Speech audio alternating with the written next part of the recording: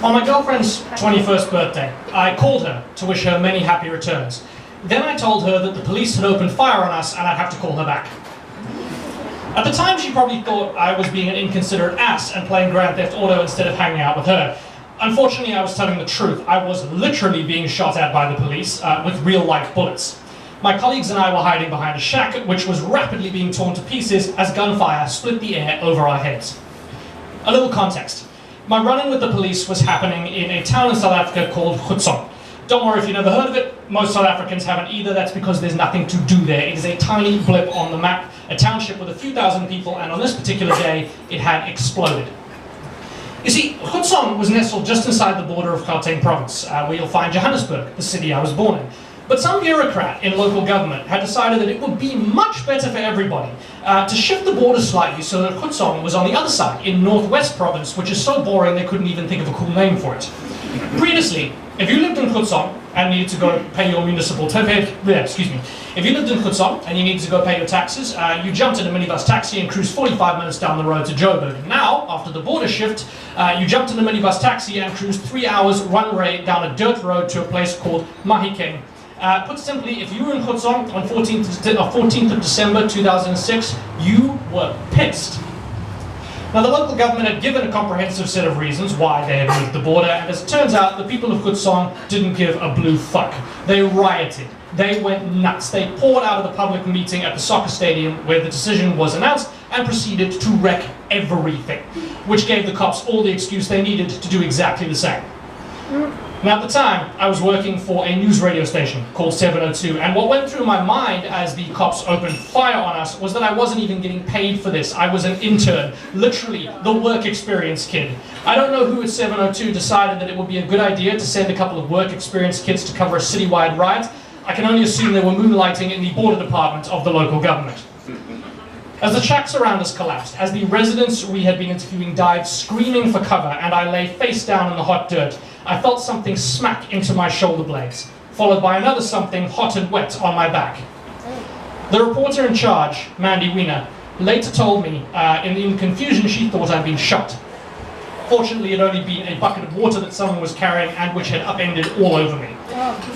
Mandy didn't waste time freaking out though. As the only one of us who was actually being paid to be there, she was literally her job to remain calm. She was and is built like a rugby player, so she grabbed me under one arm, my fellow intern Jess under the other, and dragged us the fuck away. Somewhere, tear gas was going off. The quadrangle of shacks we were in was shaking from the bullet impacts, wood chips spewing everywhere. Mandy dragged us out onto the road on the far side of the compound, and as we stood, catching our breath, trying to see if all our limbs were still attached, a giant personnel carrier filled with trigger-happy cops came screaming around the corner. Now, South African cops use these things called nyalas. What I want you to imagine is a rampaging elephant that's been turned into a truck by a trainee wizard. It had these little windows along the side, and every single window had a gun pointing out of it, and every single gun was pointing right at us. At point-blank range, a rubber bullet can kill just as easily as a real one, and I had a funny suspicion that the cops inside had abandoned the play bullets a long time ago. Once more, we hit the dirt. Jess had the foresight to start yelling out that we were pressed, but there was a moment when it looked like it wouldn't matter.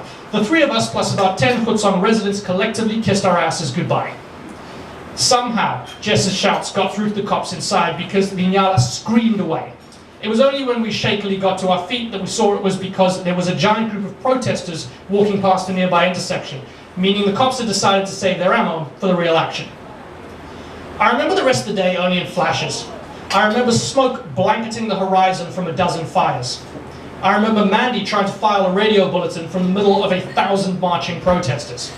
I remember someone snatching her phone away from her ear through the window of her car, then someone else bringing it back, then that someone else deciding that he and his 20 friends wanted our car so they could set it on fire. I remember Mandy flooring it as all 20 of them clambered across the roof and hood, and I remember her screaming at me to turn the fucking recorder on so we could get the sound, please. I remember arriving back in the newsroom at 10 o'clock that night, sunburnt, ears ringing, trying to wrap my head around what the hell just happened. Do you know what I didn't remember? You know what came to me as I was lying awake at 4 o'clock the next morning? I hadn't remembered to turn my phone back on and call my girlfriend to tell her that I was still alive. Thank you very much.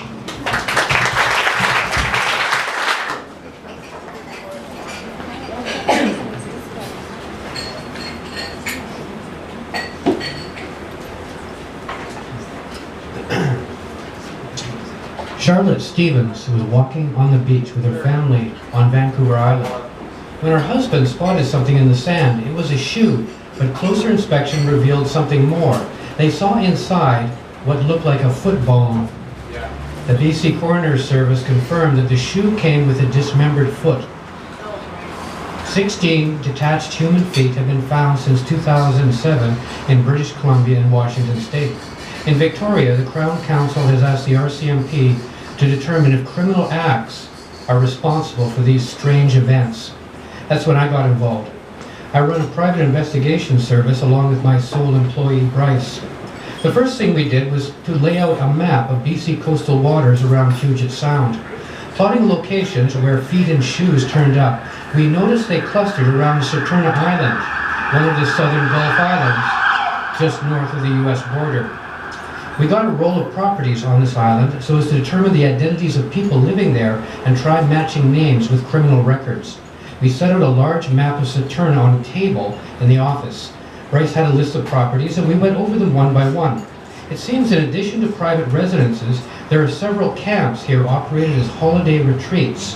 The last on the list was a large property peppered with small cottages amid a large dining hall. Bryce looked at his list and turned the pages. It's owned by the Cut Off Your Feet for Jesus Crusade, a registered charity. Later, we locked the office door and went to a bar on Main Street. As we sat drinking, I went over the day's work. Something didn't seem right. In the bathroom at the urinal, it suddenly came to me. One of the residents was named Crusati, but that's just Latin for leg or shank, crus, joined to audi, meaning hate, from odium. The fellow's name means hate feet. I ran back into the bar. Bryce, we're going back to the office. He assumed I couldn't pay the bill, jumped up and ran out the door. Later, I explained the horrifying truth. This Mr. Crusati is murdering people from his home on Serturna and disposing of them after cutting off their feet. Bryce nodded. We began to explore this carefully. Is there a motive? Bryce, who has a psychology degree, offered his opinion. Maybe he's nuts. Since lives were at stake, we lost no time. Bryce, we're going to that island and close him down. But we needed a cover. I contacted the Cut Off Your Feet for Jesus Crusade offices in Vancouver, explained the situation, and they readily agreed to help. We were to go to the camp and pretend to be surveyors so as to put the Crusati home under surveillance. We left the next day and caught the ferry to Lyle Harbor, where we met a Mr. Stevenson, camp director. He greeted us warmly. We were soon set up in a little cabin. We ate in the mess with the other members of the Cut Off Your Feet for Jesus Crusade.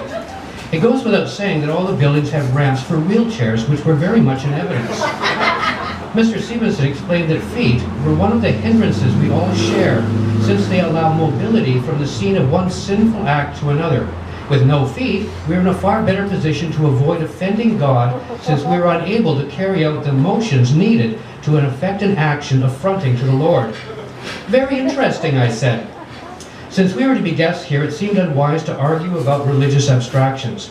Stevenson himself had kept his feet. It was his cross to bear, since he was expected to run in airports and hotels while spreading the gospel of discarding feet and attaining heaven.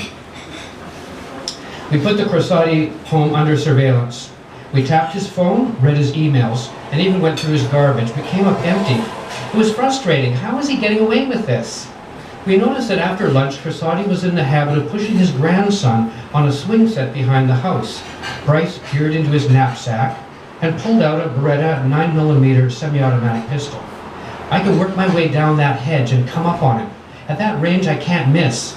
I said, Bryce, you're thinking of shooting him down right in front of the child? He hesitated, then, I'll off the kid, too. I said, we aren't here to off people, but to get evidence of wrongdoing that will stand in court. That's what we're being paid for.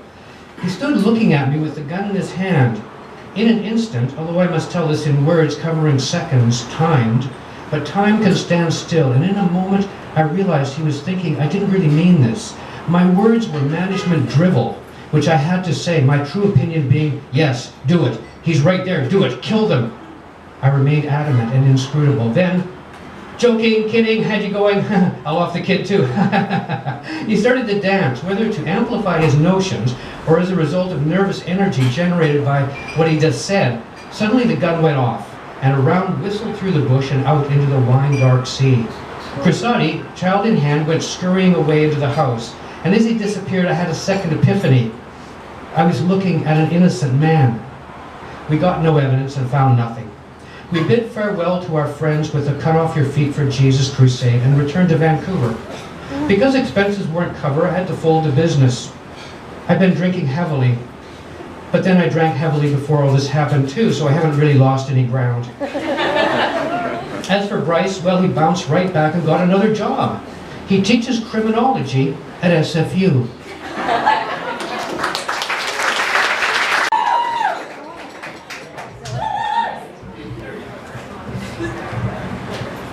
The story of how I came to Vancouver starts in a different country. It was the end of my first day in this other place, and in the evening I found myself in the community lounge that was near my dorm room, and that's where I met her. Shoulder-length brunette hair, a classic white cardigan, navy jeans, black shoes, porcelain skin, beautiful brown eyes, and an unforgettable smile that still reminds me of why things turned out the way that they did. Her name was Alex. We chatted briefly that night before I retired to my room, and I didn't think that I would see her again. The next day, I wrote 2 exams that were part of the assessment, which is why I was in this place, a French exam and an ethics exam. Both went very well, and later in the evening we had a pre-arranged social event to go ice skating. It turned out that Alex was our group leader, and it was beginning to feel a little bit like fate. It turned out that Alex, like me, had learned how to ice skate when she was a child, and towards the end of the evening at this English ice rink, all of our group demanded that the 2 most proficient skaters battle it out in one final race for the night. We obliged. I was ready. This was my chance to impress Alex, and I was determined to win. I started off strongly, lots of power in each stride. I was metaphorically flying.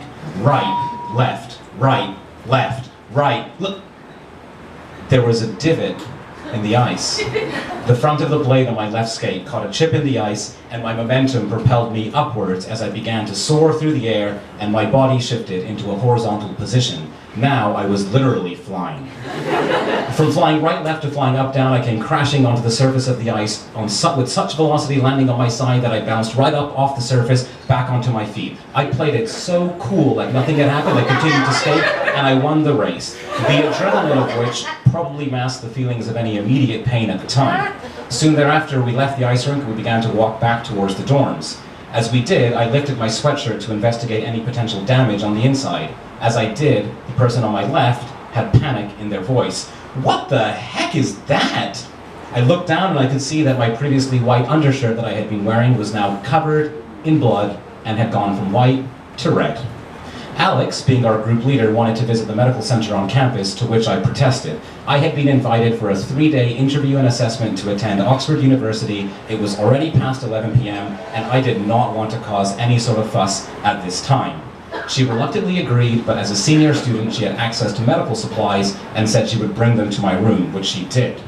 She began to apply whatever creams and gauzes seemed appropriate for the gaping wound in my left hip, and as she did, I was oscillating between thinking, wow, this is so romantic the way she's caring for me, and yikes, this really hurts. The only constant was the flow of blood, as each bandage we applied slowly but surely would turn red. Eventually, I needed to get some sleep as my interview was in now less than 6 hours, and so we applied one final bandage. Alex left for the night, and I lay in my bed. The following morning, I awoke. I applied a new bandage before I put on my suit, and before I left the room, I could see blood beginning to emerge on my white shirt. With no time to spare, I walked to my interview, and in doing so, while I was walking, I began to think about the pressure from my family, the expectations, how excited my dad would be to tell other people that his son studies at such a prestigious institution. I was thinking about how people told me this was the biggest moment of your life, this was going to change everything, and I remember now trying to focus. Still bleeding, listening to and responding to interview questions, all the while making sure my jacket was in a position so nobody could see the blood on my shirt. The interview was the final stage of the assessment process, and when my mum arrived to pick me up, she took one look at my bleeding torso and we went straight to the hospital where I received the medical attention that I probably should have accepted the evening prior. Now, this whole assessment and interview was a painful experience in a lot of ways, but the ending was a little bit different. Alex, well, I never heard from or saw her again. We didn't keep in touch.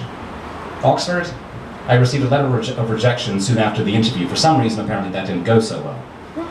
Ice skating. That one skate around the rink somehow changed my life.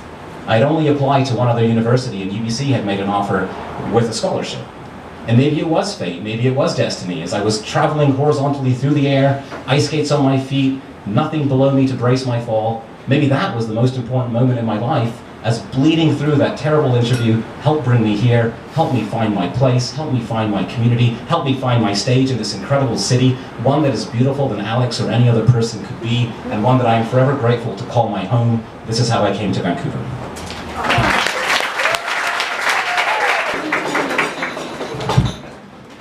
All right, how's everyone doing tonight? Yeah, wonderful. Glad to hear it. I'm on timer. So good evening, everyone. My name is Daniel Bates, and tonight I would like to tell you the story of unforeseen consequences, questionable ethics, and the freedom of a 12-year-old boy with $20. Of course, this is the story of my pet snail.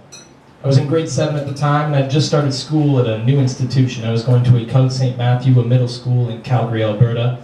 And the thing that was so different about this school was that I got to take the city bus to school. I no longer had to take an actual school bus, so it let me have freedom after school. So one day, my best friend and I, Hayden McHugh, were hanging out near Chinook Station, which is near a mall in Calgary, and we were loitering as 12-year-olds do, because there's nothing else you can really do at 12 years old. And if you know Calgary, you also know that it is this sprawling landscape of giant department stores and plaza malls that young students just run through. So there we were, 12 years old, hanging out in a pet land. We had pet the puppies, we had pet the kittens, and other petable animals, mice and the sorts. And then we moved into the aquariums. When we moved into the aquariums, Hayden told me I should get a betta fish. He'd had betta fish. They make great pets. He was very enthused. Unfortunately, I only had $20. This betta fish was going to come out to $21.95 or something like that. But fortunately, Hayden had spotted a better deal. There were snails on sale, aquatic snails. Who would have thought? Fortunately for me, Hayden is an expert on mollusks, and he reminded me that these creatures are actually fantastic pets, very responsive, very easy to take care of. They're wonderful pets, so I found myself a bowl, I found myself some algae pellets, and I brought them up to the front. $18.95, I got out of there. And then you see 12-year-old me walking towards the bus with a little aquarium. Apologies, I got a little feedback. You see 12-year-old me walking to the bus and getting onto a nice long bus ride, going to Riverbend, where Hayden lives. Later that night, my parents picked me up, and at that point, it's too late. I already own the snail. It cannot be removed from me. I'm still under its spell. In fact, I'm enthralled by the snail because Hayden told me this was a great idea. Hayden had been my best friend since maybe first grade. I trusted him in everything. In fact, one time we even started a Neopet store together. This man was business savvy, and I trusted him with my life, and he gave me the snail. Well, I gave me the snail. He convinced me to get the snail, so I wasn't going to get rid of it. I placed the snail on my dresser on a folded towel to protect the wood. If you haven't guessed already, snails are not interesting pets. In fact, there was not a single thing that this snail did.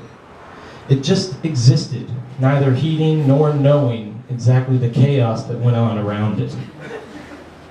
Eventually, the first sign of trouble revealed itself. It revealed itself. The snail's tank had become a biohazard that required careful scrubbing while wearing a mask and snorkel so that you wouldn't immediately vomit. Once back in its tank, the snail accelerated its biological output, clouding up its tank with its self-made algae in less than 2 weeks. I moved its tank to the bathroom that my sister and I shared, and it was quickly returned. I returned it to the bathroom, then it was promptly returned again. An immediate argument broke out across the hallway where my sister and I lived. The snail stayed in my room that night, and there was a family meeting scheduled for the next morning. The outcome of the meeting is that I will keep the snail, or I will get rid of the snail, but the snail will remain in my room. I went on. I suffered. This is when I began to suspect the true origins of this snail. I now realize today that this snail embodied something dark and sinister, as though it harbored the soul of something from another dimension altogether. It had already tried to tear my family apart, and I wasn't going to let it take me. Not only could it create its own biosphere which sustained it, but the smell was so strong that it had been weaponized. It's like brimstone burning your nostrils and your eyes. This creature preyed on my life force for another 6 months, draining me, But I was young, naive, and I didn't realize the powers at work on me. So I clung to my morals. I would not get rid of this snail so long as it lived, but this snail would not die. There is something distinctly evil about a creature that can indefinitely sustain itself, literally by eating its own poop. It creates uninhabitable waters and putrid smells, but does physically nothing. It moves slowly and surely, well aware of your helplessness and your own impending doom. I was torn between my morals and an evil force. 2 months went on before I broke. I rationalized that the snail was probably better off eating poop in the sewers and flushed the beast. I suspect that the snail is still down there, patiently biding its time to accost its next victim. I learned many valuable lessons from this time, like how to resist peer pressure, even when it's your closest friends, or how to rid yourself of malignant mollusks.